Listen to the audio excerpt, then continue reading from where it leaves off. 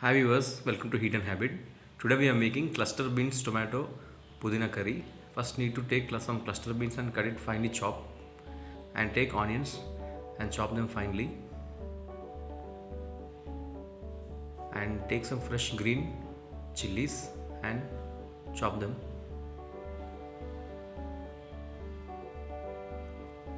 and take two tomatoes and nicely chop them.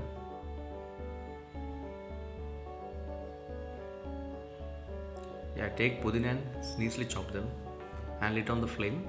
Add some oil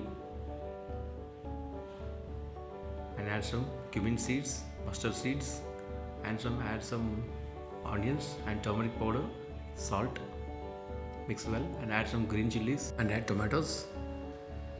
Then add cluster beans cut pieces. Mix well and add finely chopped pudina. This will get very flavorful to the cluster beans curry. Mix well.